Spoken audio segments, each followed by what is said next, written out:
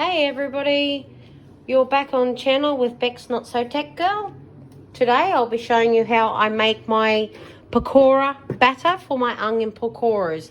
So in this bowl I have roughly 2 cups of chana basin, which you get that from your Indian grocery store. So anyway, these are the ingredients I always put into my chana basin. I am making a fair few because my husband's been dogging me to make onion pakoras. So into that bowl, I'll be adding my dried fenugreek leaves. So in here, like I've just put a few big pinches in there, but I like to eyeball it. So I'm just going to take a good pinch and sprinkle that one in there. I'll just give it a little stir to see how it looks. No, see, I need more, so I'll actually grab another big pinch. So that's 2 big pinches of the dried fenugreek leaves. You don't have to have dried fenugreek leaves. However, I do like to put it in there for extra flavour. Okay. Next one, this is my garam masala. I've actually, because I'm making double the quantity, I've got 2 big heaped teaspoons of garam masala. So I'll sprinkle that one in there and then I'll mix that through.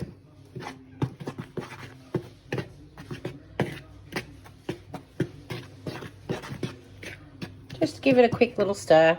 And again, double the quantity, 2 big heaped teaspoons of turmeric powder. Pop that one in there. I judge by the colour of my pakoras. I usually do. But I can't really tell right at this stage because I haven't added like any wet ingredient to it yet. So it is changing to a nice little colour anyway. So again to that, I've actually got a heaped teaspoon of crushed chili powder. Again, Indian grocery store. So you can make this as, you can even put fresh chilies in here if you like.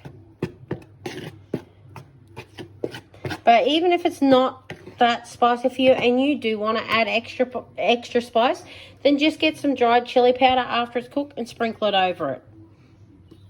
Again, one last thing to add. Well, no, that's the second last thing I'm adding. Of course, I've got a teaspoon of cumin seeds and a teaspoon of mustard seeds. So we're going to drop that one in there. Again, give it a quick little stir through. This will add all your flavour that you're going to need. My onion pakoras are always a hit in my family. And of course, I've got roughly a teaspoon and a little bit of salt. So a little bit, maybe like 1/8 teaspoon. And it just to add a nice little salty flavour to it. Not too salty. Just give that a mix through. So over here I have my water. I do have in there at the moment 1 cup of water, but I don't think I'll be using a full 1 cup.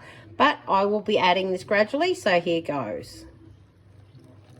Just pop my camera just here so I can use 2 hands so my bowl doesn't run away on me, which it probably would.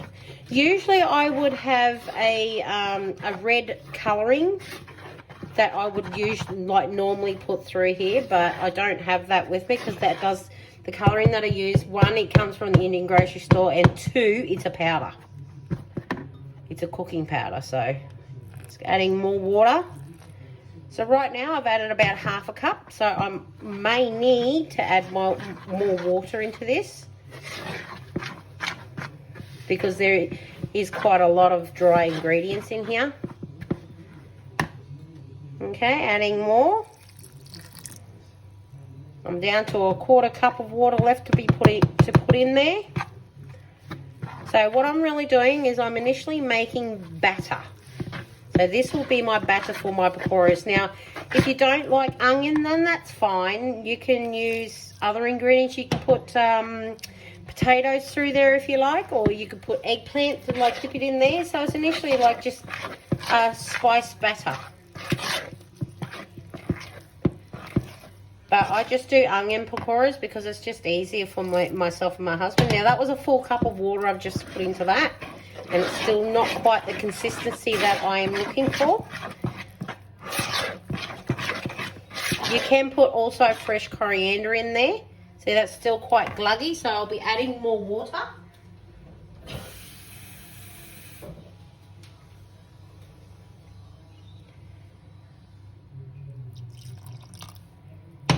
See, I'm just gradually adding the water to get to the consistency that I want. Now, if you find that you do add way too much water, then that's all right. You can correct it by adding more of your chana basin flour.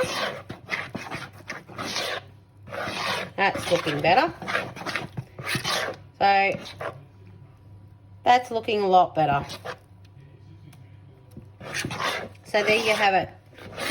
That took 1 cup and maybe a quarter of water to get it to the consistency that I like for my pakoras. See how it's just nicely gliding off the spoon.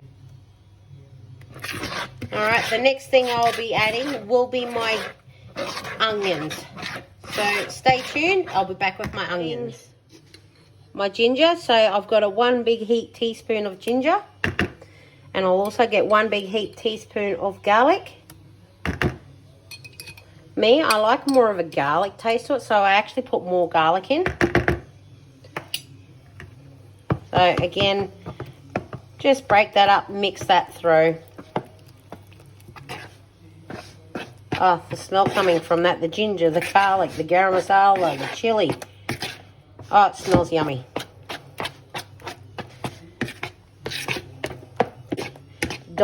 Roughly diced onions. You can cut them into onion rings if you really want to.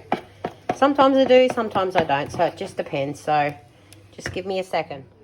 Okay, I initially have got 2 medium to large brown onions right here. Now, I've actually peeled them and then I've cut them in half, so I can show you 1 or 2 ways you can do the onion that I do my onion pakoras.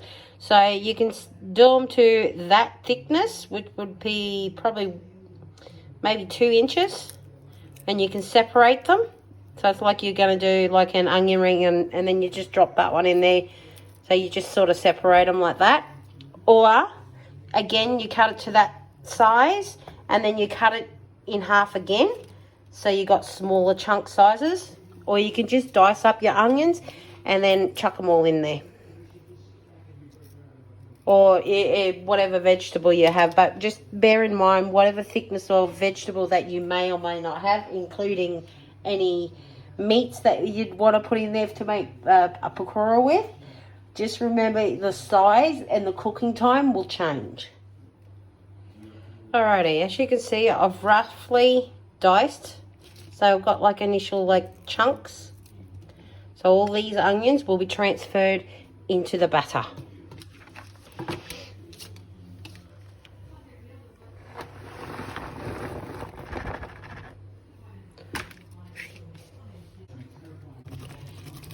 And then I'm just going to mix all that through my pakora. So once you've done your batter like I have, you mix your onion through, and then you pop your oil on heat, medium to high heat. Let it cook, heat up to a nice little heat. If it's not hot on medium, then just turn it up that fraction more, just so you get a nice temperature as you would where you're going to deep fry something. So while my onion pakoras are sitting into the mixture that I have made, I'll be getting my pot ready with my oil just deep enough so I can deep fry them, and I'll be back. Alrighty, into my pan, I've just got it just over medium-high heat. We're just going to give the batter a test, the oil a test to see if it's a hot enough consistency for me. So I just get a little teaspoon. Yeah, it's ready. So see how it's slightly bubbling? So you'll know it's just rose, so that like I only just put a little bit in there, wherever that one's gone. I'll just drop that into my little dish ready and waiting. So now, here comes the fun part. Let's get see, it's all covered. So I'm going to get like a little teaspoon full, little big, whatever size you want. Just drop them in. Or you can use a tablespoon if you want to. See, that's a nice big one. You just drop it into your batter so these will cook nicely.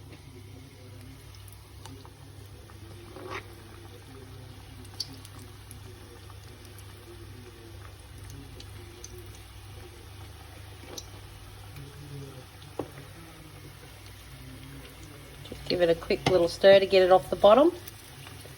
See how that's browning already? So medium to high heat's pretty good anyway. So you're going to continue to cook until it's nice and golden brown. See how see how golden brown that's becoming? Just keep going. See, they're floating, so they're initially cooked, especially that one, but I'll just get a little bit more browning going because my husband likes them nice and brown. Golden brown. Okay. Can you see how that colouring is right there? So I'm just going to drop that there for now. Let it cool, and then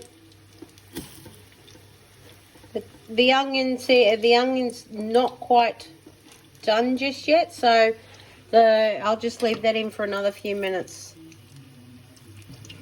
So when you think they're cooked, just pull them out, let it cool down a little bit, and give it a taste test to see whether or not your onion is in fact cooked. Because there's nothing like worse than trying to deep fry something and eating it raw. Let's just take them out and pop them into our straining dish. Trust me, my husband will be smelling this and he'll be running out here soon. He doesn't care if it's hot or cold, he'll just start eating. He likes them that much.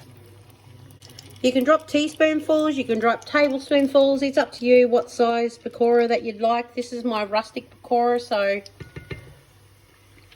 hence why it's got all the chunks. If I was going to do if you're going to do like a potato pakora, just remember or bear in mind, whatever thickness that you have to add a little bit more extra cooking time to your potato and or whatever other ingredients that you may have put into your pakora batter mix. So I'm going to continue to cook until it's all gone and transfer it. I hope you enjoy this video. Please comment, like and subscribe to my video for more great uploads on Indian cooking. Put a little spice into your life.